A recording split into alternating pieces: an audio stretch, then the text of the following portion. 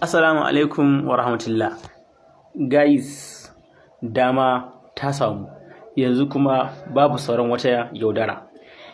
Na san wannan abin ya kasance ya jima yana ci muku tuwo a ƙwarya. Ka zo kuna soyayya da yarinya, ka siya mata waya, ka dinga tura mata recharge card, amma kullum yarinya kana kiranta busy, kana kiran yarinya busy anytime, ko busy kawai tana waya da can wani saurayi. To wannan abin na san ba daɗi. To yau za mu koya muku yadda za ka saurari dukkan wayar da suke yi tare da wani saurayi. Kawai just ka bi mu a cikin wani darasin mu one by one. Kuma kima kawar misali watakila kina da saurayi, kin siya masa waya, kina ba shi recharge card, amma anytime kina kiransa kawai wayarsa busy, kawai yana waya da wasu 'yan mata. To yau za mu koya miki yadda za ki saurari dukkan wayar da yake yi a cikin sauki, very simple. Da haka ku yi subscribe din channel ɗinmu New Life UAU TV, ko kuma ku neme mu a Facebook ko kuma a Instagram a New Life UAU TV. Mun gode. Da farko ka shigo cikin madannan wayarka kamar haka. Ka danna *6 sai ka sanya number wayarka. Kuna gani kamar haka. Na sa phone number ta gashi nan na danna hash. Ka danna *62* sai ka sanya phone number yarinyar, ko kuma ki sanya phone number wayar saurayinki wanda kike so ki saurari kiransa.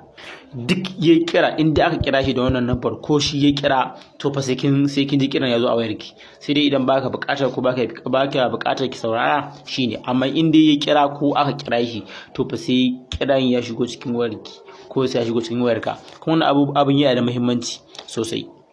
Ta haka kun ga idan ka sa *62* phone number wayarta ko phone number wayarki wayar shi, sai ku danna hash.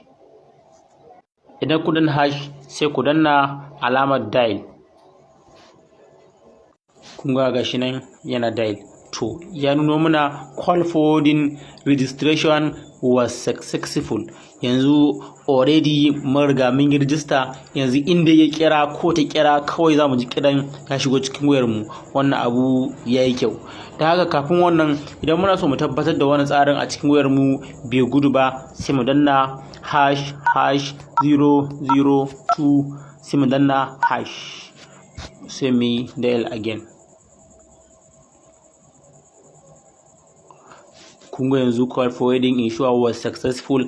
Yanzu mun tabbatar da tsarin ba zai gudu ba. Idan muna bukata za mu iya cirewa, amma yanzu already mun riga mun yi register. In dai ta kira ko in ya kira wani, kawai za mu ji kiran ya shigo a wayar mu, za mu iya saurara cikin sauki. Da haka mun gode. Ku yi subscribe din mu, kada ku manta. Muna tare da ku, yan uwa masu albarka. Sai an jima ga naku New Life UAU TV.